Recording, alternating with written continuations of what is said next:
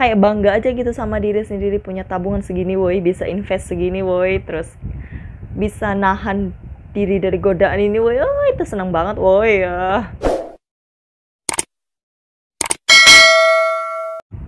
Halo, assalamualaikum warahmatullahi wabarakatuh. Balik lagi ke channelku, Cornella Channel.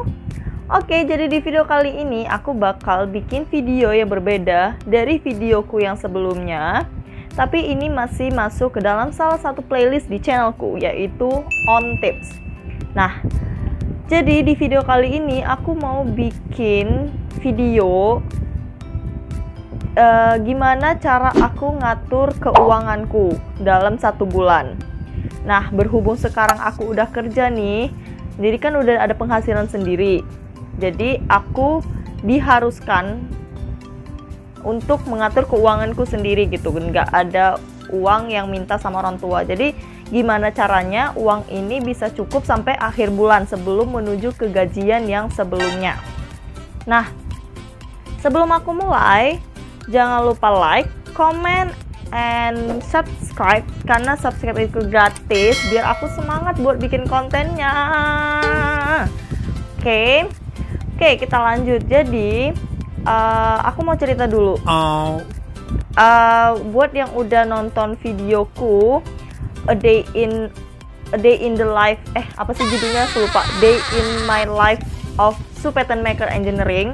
Nah, jadi kalian udah tahu kan aku kerjanya itu di apa dan bagian apa.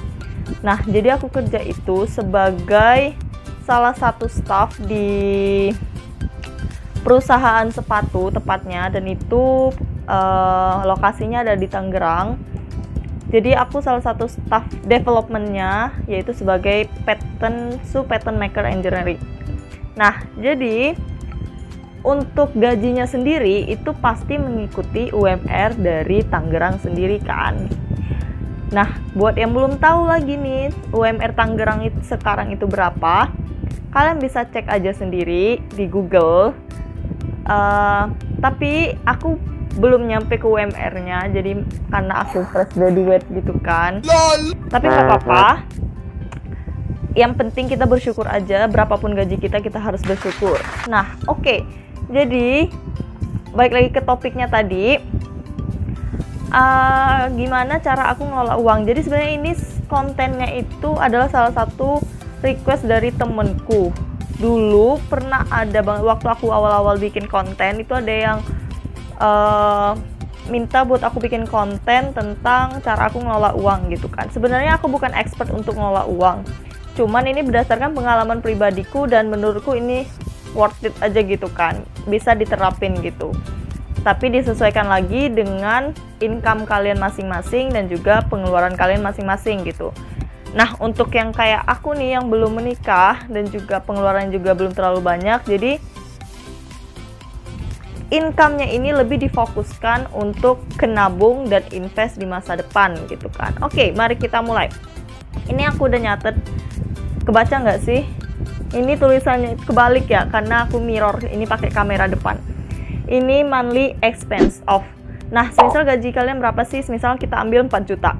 Aku tulis ya. 4 juta. Tuh 2, 3, 4, 5, 6. Tuh 2, 3, 4, 5, 6. Oke, ini deh monthly expense of 4 juta. Jadi ini bener-bener income kita dalam 1 bulan gitu kan, ada 4 juta. Nah, kita hitung dulu. Kalau aku biasanya aku langsung hitung yang bener-bener harus aku keluarin pas awal bulan itu. Yang pertama yaitu cost yang pastinya kan. Nah, berhubung aku itu nggak tinggal sama orang tua, jadi bener-bener ngerantau gitu kan, jadi otomatis kan aku harus bayar uang kos sendiri. Nah, itu uang kosku sendiri itu 500.000. Tuh 2, 3, 4, 5. Tuh 2, 3, 4, 5. Oke, ini udah clear. Terus lanjut lagi ke, kalau aku itu langsung ke 2. Ada 2 sama 3, 2 dan 3. Yang selanjutnya itu aku langsung ke dana darurat, emergency. Mana sih emergency? Aduh. Nah, kalau dana darurat ini aku ngambil itu 25% dari gaji aku. Oh ya, ini kisaran aja ya, semisal 4 juta gitu kan. Ini emergency, semisal gajinya 4 juta berarti 25%-nya yaitu 1 juta. 1 juta. Nah, jadi kalau menurutku dana emergency ini penting banget buat kita, kan nggak tahu kondisi kita ke depannya. Jadi setidaknya kita punya pegangan sendiri gitu kan, karena nggak mungkin juga kita tiba-tiba minta tolong orang atau minta ke orang tua kalau kita bener-bener lagi butuh uang. Jadi kita bisa pakai dana emergency ini. Nah, ini aku bisa sebutnya ke saving, ke nabung juga sih. Jadi kan kalau misal nggak ada yang emergency kan ini bisa kita alokasiin buat nabung gitu kan. Jadi uang emergensinya nggak make. Terus yang selanjutnya aku langsung ke invest. Sebenarnya aku baru bisa mulai nerapin nabung ini kalau kalian yang udah nonton videoku yang curcol yang ini, aku taruh nanti di sini apa sini gitu. Aku pernah bilang aku baru bisa mulai nabung itu bulan Mei kalau nggak salah, dan ini sekarang bulan November. Berarti aku baru bisa mulai nabung sekitar 6 bulanan ini kan. Dan alhamdulillah sejak aku mulai nabung 6 bulan itu aku bisa ngumpulin uang lebih kurang 10 juta gitu kan. Tapi karena aku kemarin coba-coba usaha dan itu akhirnya kepake. Tapi itu nanti kita bahas selanjutnya. Kalau kalian ada yang mau minta gimana cara aku untuk mulai usaha, nanti komen aja. Tapi kita fokus dulu yang sekarang. Itu aku udah bisa ngumpulin lebih kurang 10 juta dari bulan Mei. Nah,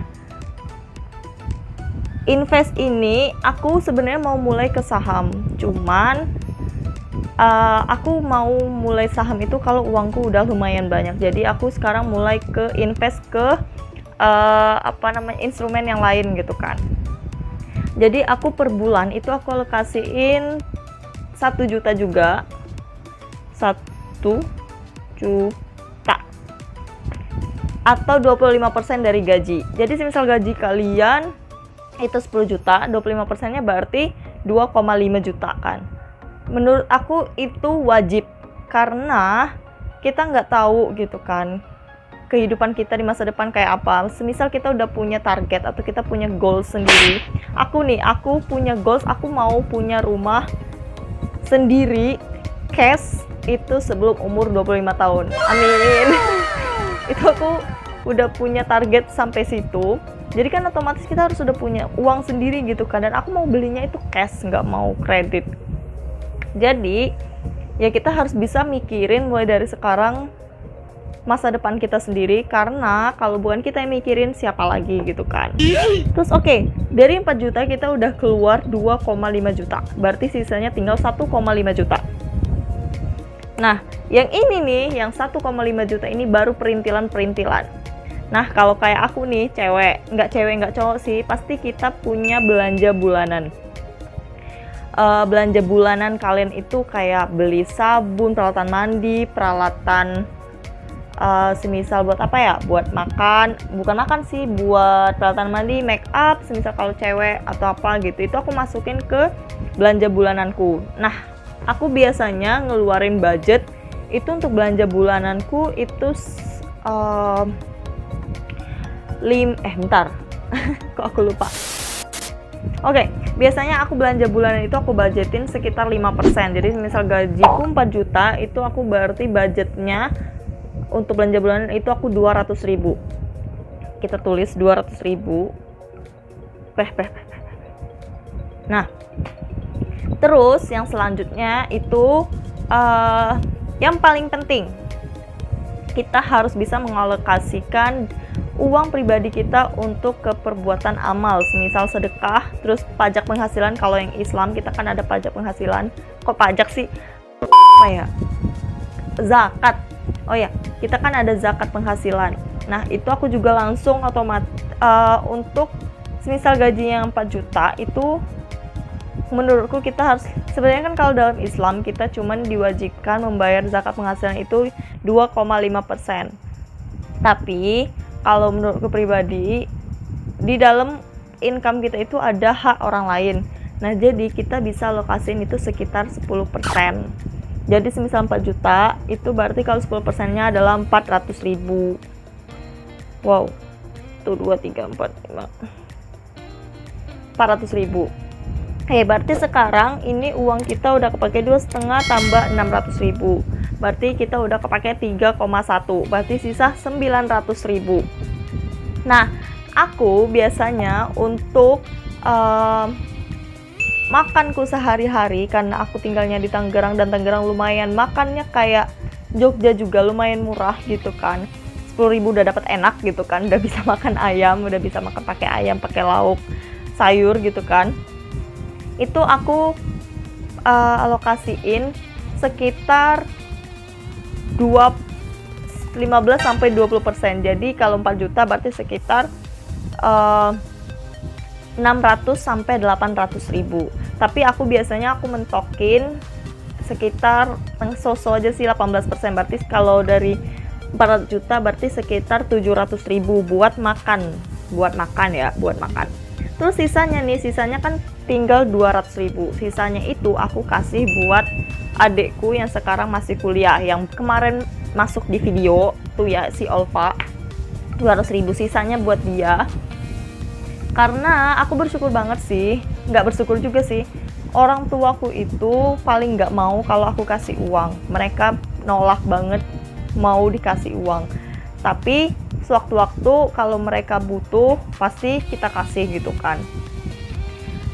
Jadi uangku itu sebenarnya buat aku sendiri gitu kan. Nah, jadi kan orang tuaku nggak mau, ya udah mau nggak mau kasih ke adek aja gitu kan, ke adekku yang kuliah itu, yang si Olva itu, yang kalian udah hafal banget gitu kan, karena dia udah berapa kali masuk videoku. Terus, nah kan kita udah penuh nih 4 juta, uang kita, gaji kita 4 juta udah habis nih kan.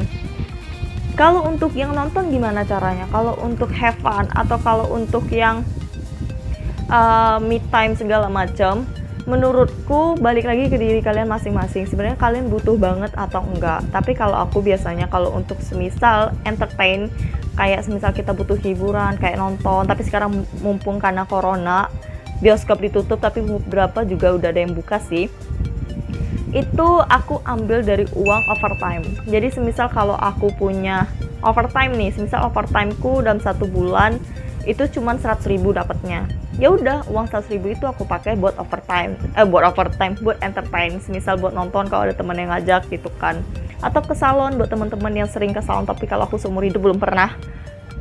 Nah terus ya menurutku ini worth it aja sih, karena di samping kita, ya gimana ya, kita sebagai generasi milenial kita harus melek finance gitu kan, kita harus melek uang gitu kan, gimana kita cara ngaturnya, karena kalau bukan kita yang ngatur siapa lagi gitu kan. Kita harus mulai menghemat untuk mendapatkan sesuatu yang lebih di masa depan. Aku ngomongnya udah kayak expert aja nggak sih, udah kayak apa sih, udah kayak orang bener aja gitu kan. Tapi percayalah sebenarnya aku kadang masih sering hilaf di bagian uang makan. Kenapa aku tuh paling nggak bisa kalau ada godaan makanan. Jadi aku tuh paling uangku tuh habis dimakan doang sih, karena aku orangnya doyan banget makan. Terus mungkin segitu aja videonya. Kalau kalian suka, semoga ini bermanfaat sih buat kalian, buat yang masih bingung gimana cara ngatur income kalian. Ini aku ngaturnya sesuai dengan yang udah aku alamin, sesuai yang udah aku jalanin mulai dari bulan Mei. Dan alhamdulillah itu bener-bener worth it, dan itu bener-bener kayak bangga aja gitu sama diri sendiri, punya tabungan segini woi, bisa invest segini woi, terus bisa nahan diri dari godaan ini woi, itu seneng banget woi ya. So kalau kalian suka video ini, balik lagi jangan lupa like terus komen. Kalau kalian butuh video-video kayak gini lagi, insya Allah aku bakal bikin sebisaku, sesuai pengalamanku. So, see you on my next video. Terima kasih yang udah nonton. Bye-bye. Wassalamualaikum warahmatullahi wabarakatuh.